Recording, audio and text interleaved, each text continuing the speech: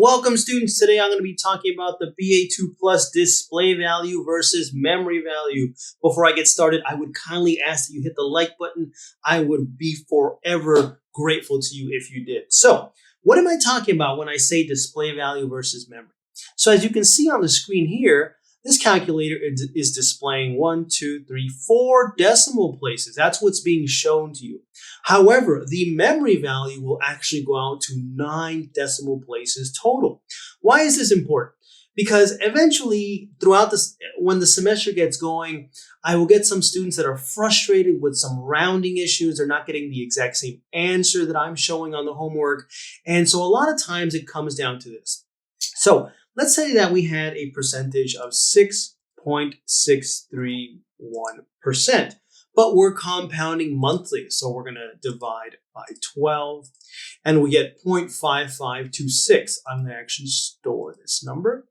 Okay, so what happens is students will write this number down on a piece of paper. And then for the interest rate, they'll come back later and they'll put 0.5526 for the interest rate, and then they'll go ahead and solve the problem, and it won't be exactly right. There'll be some rounding issues. So what is happening here? Let's recall our number.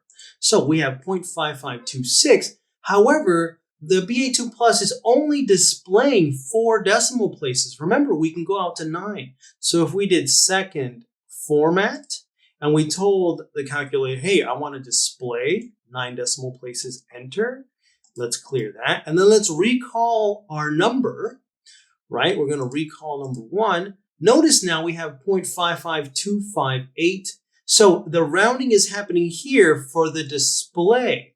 I'll show you this a different way. So we have our 6.631 divided by 12. It's the same number, 0.55258, right? Versus 0.5526 that we manually put in the interest rate term. So that's really important.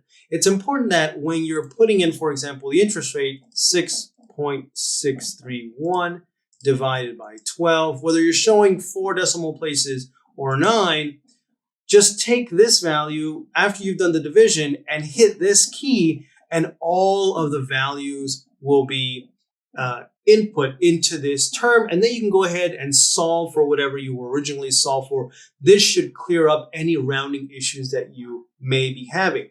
Okay, so I hope that explained the difference between display value and memory value, and I hope that was helpful to you. And if it was, please give me a like for this video.